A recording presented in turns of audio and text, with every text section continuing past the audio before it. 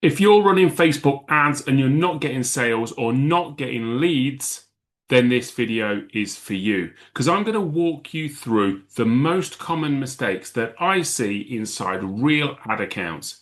So my name's Chris London from 2222 Marketing, and I've personally sold nearly 20,000 online products, and that was before I even launched my digital marketing agency, which specializes in helping people get results from paid ads even if you're using a small budget. So we work with clients from £5 a day to upwards of thousands of pounds to make sure that their paid ads are working for them. So even if you've got a small budget of £5 a day, £10 a day, it doesn't matter. You can still get results from paid ads. So here are the most common mistakes that people are making inside ad accounts that I see on a daily basis. So let's jump in and have a look at number one on why your ads might not be working for you. So first of all, it's the objective. So let's jump into the ads manager, take a look at the different objectives and explain where you could be making a mistake. So on the campaign level, we've got different options. We've got awareness, we've got traffic, we've got engagement, leads, promotions, and sales. Now, the majority of businesses that we work with, we're going to jump pretty much straight into leads if they're a service-based business. So think of accountants, business coaches, plumbers, electricians. They all want leads. They want people who are interested in their product in the service that they offer. Sales is more sort of your e-commerce, or if you're selling an online course or something like that. So think leads if it's something for free. So I'm giving away a free quote or I want to talk to someone on a free consultation. And sales if it's got a monetary value to it. So I'm selling a product, I'm selling a course, I'm selling an item of clothing, fashion accessory, etc. Now, the mistake that people make is that they tend to pick traffic because what they're thinking is, I want traffic to go to my website to fill in a lead form, or I want traffic to go to my website to buy my product. Now, Facebook will optimize for what you ask for. So if you ask for people who are traffic to website, Facebook is going to look for people who go to the website and that's it. So you've asked it to look for traffic, so people going to the website. So it's looking for people who go to the website. And actually, what we actually want is leads or sales. So we want people to take a meaningful action when they're on the website. So we want leads because we want them to go to the website and fill a form in. Or we want sales, we want them to go to the website and we want them to buy something. Now, don't get me wrong, traffic will be cheaper with regards to getting people to the landing page. It's just those people aren't going to convert. So they're less quality, so to speak. Again, engagement, people paying for likes on a post or paying for likes to come and follow the page. Likes don't pay bills. Ultimately, I don't care about the vanity metrics, the likes, the comments, the shares. What I'm really interested in is how many people are signing up, how many leads am I getting, or how many sales am I getting? The only people who really should be using anything else, such as awareness, are your real big, large corporate companies. Think about Coca-Cola, people like that. We already know what it is. You don't go to their website and buy anything from their website specifically. They just want to raise awareness and keep in people's minds. App promotion sort of speaks for itself. Unless you're selling an app, you don't want to be using that either. So realistically, we want to be sticking to leads if it's a free item, a free consultation, or sales if it's got a monetary value to it. Now, there's odd occasions we may need to warm the audience up, especially if we're buying a high ticket item, which we may do through video views, which comes under engagement, where we might warm somebody up first of all. But the majority of things, if you're given a free download, a free checklist, a free video tutorial such as this one, all runs through leads. And then you can pick whether the lead is going to convert on the website, on an instant form, or whether it's going to be a lead through Messenger. And then sales, obviously, more than likely straight through to the website, straight through to e-commerce website to buy, or straight through to your website to buy your online course. So that is number one.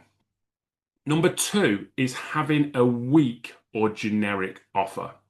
Now, if you've just got an offer the same as everybody else, people are going to scroll past. You see, people scroll so fast on social media that if you're not stopping them with great creative or a great offer, they're not going to take action. Why should somebody stop for your ad? So think about how you're portraying that. And that comes down, as well as the offer, to the creative. Because if you don't stop the person scrolling, it doesn't matter how good the offer is, that person isn't even going to stop. You have got less than a second to capture somebody's attention, to stop them from scrolling, and then capture them enough for them to take the action you want them to take. So think about how your creative can really stand out. Now, stock imagery and sort of over-engineered video content doesn't tend to do very well, certainly not through Facebook ads, because it stands out like a sore thumb that it's an advert, and people will scroll straight past it. Actually, what you're better off doing is having content that either really stands out, such as a big block of color with some writing over the top, or a picture which more fits in with what Facebook or what you would expect to see on Facebook anyway. If you think you're on Facebook scrolling to see what your family, friends, or your interests are up to, it might be your favorite football team or a favorite place to go, or whatever your hobbies or interests are, or what your family and friends are up to. You're not on there specifically to buy a product or service. So if your advert stands out as an advert, people will scroll straight past, not even giving it the time of day. Instead, make it look like a normal piece of content. In fact, one of the best tips I can give you is to look at what content has worked best for you organically and then use paid ads to amplify it. And the problem and mistake number two, like I say, is having a poor offer or a poor creative which doesn't stop people scrolling or doesn't make people take action. Okay, so let's think about number three then. So number three is poor targeting. Now, Facebook's very, very clever nowadays, and its AI can read the content. And if you're going to focus on anything, it's more concentrating on step two, which was making sure the visual and the caption are correct, than it is the targeting. But targeting is still important. So again, let's just jump straight back into the ads manager and just have a quick look at that again. So your targeting comes in on the second page, which is the ad set level. So here we can see if we scroll down, we've got targeting here. Now, Advantage Plus means that Facebook's AI is going to suggest the ad to certain audiences. Now, Facebook is so clever. And if your caption and your wording and your graphic really speaks to your ideal customer, Facebook is very good at putting it in front of those people. However, there may be times where you want to target specific people. So, when to do that, or how to do that, I should say, is to switch to original audience options here and then click use original audience. And that's going to take you back to the targeting how it used to be before AI got really big. Now you can build custom audiences and they're a great way of being able to reach new people as well. But we're going to just look at sort of cold audiences. So it's really important, certainly if you're starting with a small budget. Like I say, a lot of our clients, they start on £5 a day, £10 a day. And the mistake they make is they try and go after everybody. They'll say, well, anybody can buy my product or service. That may be true. But on a small budget, you want to target the low-hanging fruit, the people who are most likely to buy from you. So think about where they live. Don't think I could sell this to any, let's take English-speaking country, for example. So suddenly you've got a £5 a day budget and you're targeting it to the UK, the United States, Canada, Australia, New Zealand. It's way too broad. Instead, think about a location that's more specific. So it may be that you target the UK. It may be that you narrow that down even more. It may be the East Midlands, the West Midlands, or it may be that you pick a specific county. What age group are most likely to buy from you? Let's break that down. Is there a 10-year window? Is it 30 to 40? Is it 40 to 50? Is it male or female? And then start thinking about some interests that these people may have. So, for example, you may decide that it's business owners. So, you may decide that you want to type in or look for people who are interested in entrepreneurship. So, let's put that in. Okay, so we've got different options here: job title, employers, fields of study. So we may say interest. So they've got an interest in entrepreneurship. And if we look over here on the right-hand side, we can see that Facebook is saying that in the UK, people interested in entrepreneurship sits at 14.5 million to 17 million. That's very, very broad. Okay, now if we add any more interests into this area here, small business owner, for example, these are ORs. So I'm interested in entrepreneurship, or I class as a small business owner. So they're ORs. I don't have to be both. I can be one or the other. I could be both, but I only have to be one of those. If we wanted to break it down even further, so we could say, okay, they're business owners and they've got an interest. Let's see if we can put finance in, for example, and spell it correctly for starters. So finance.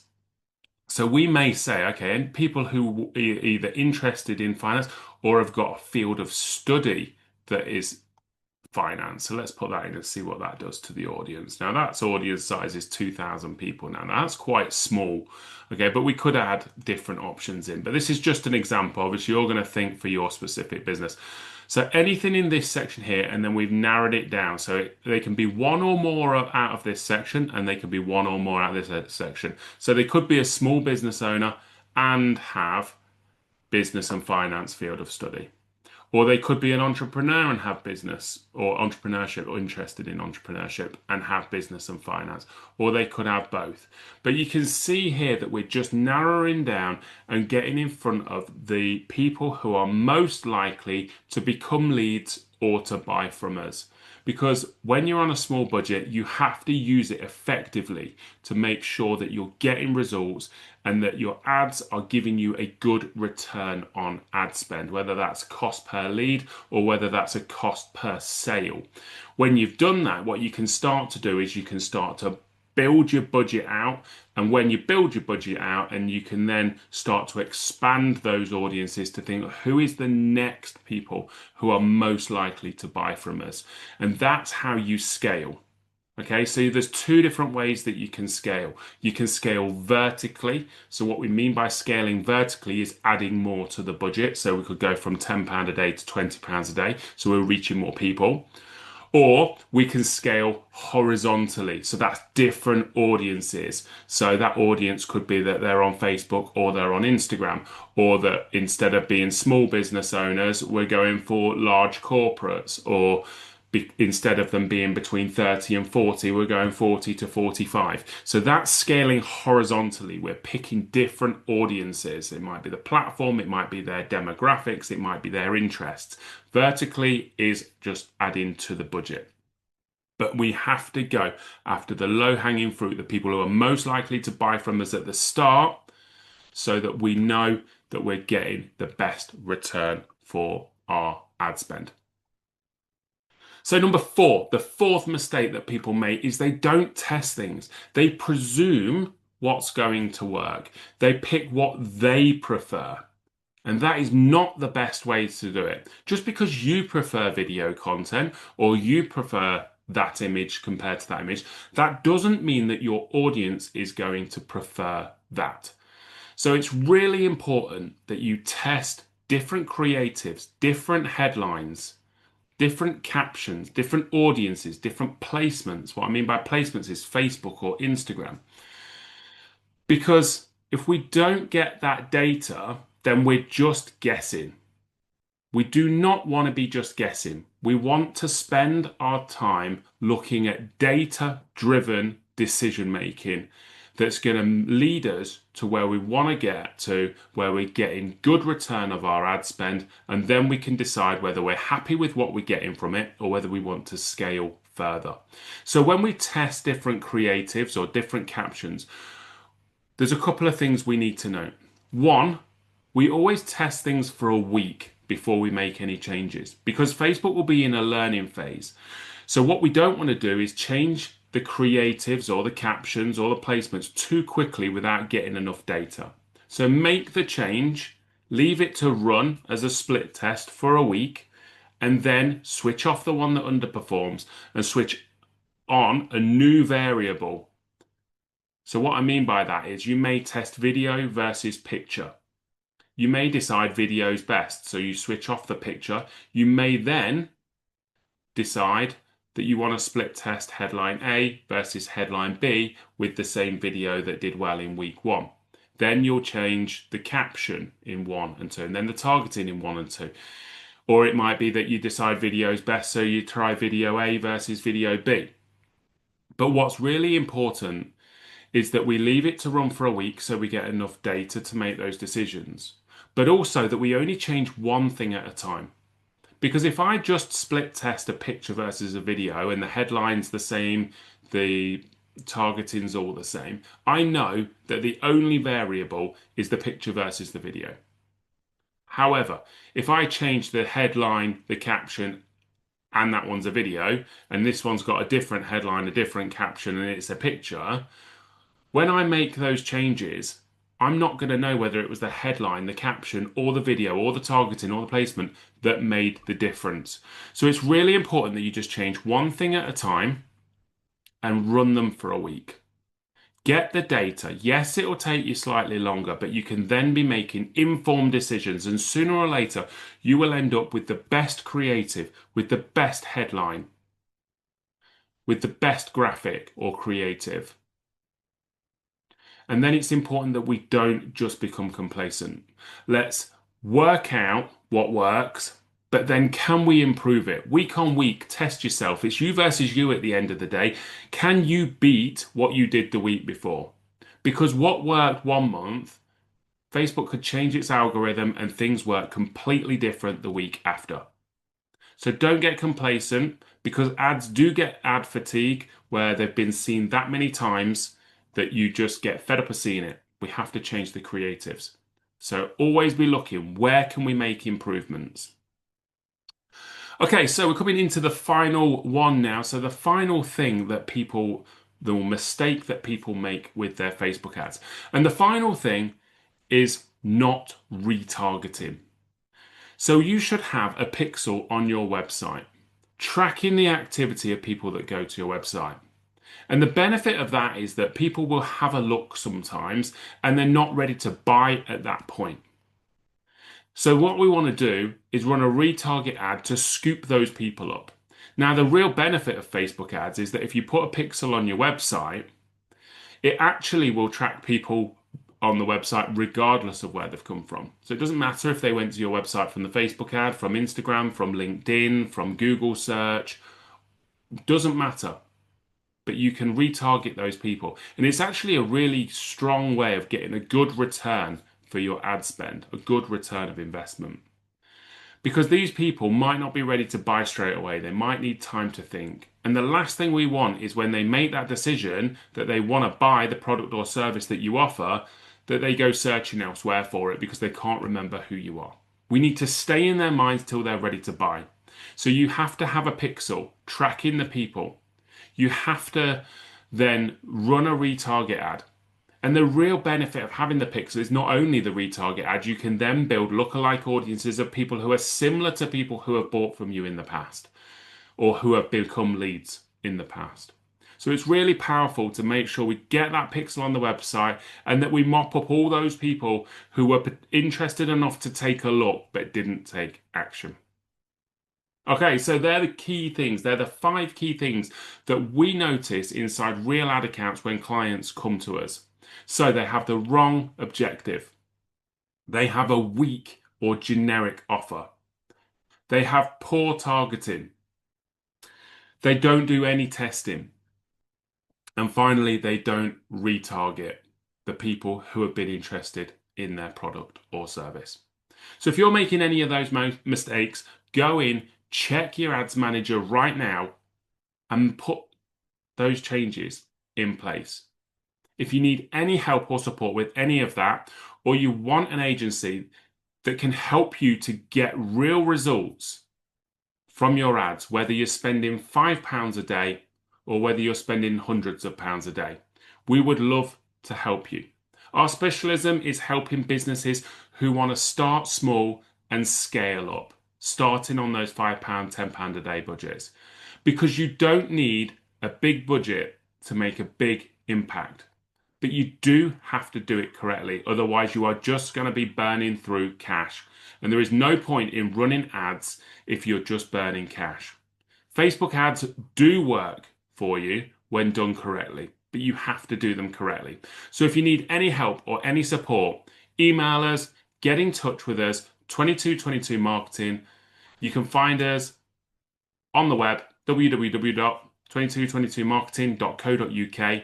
You can find us on Facebook, LinkedIn, Instagram, YouTube, or just reply back to an email if you're on our email list. And we would love to work with you to get your ads running for your business. Thank you.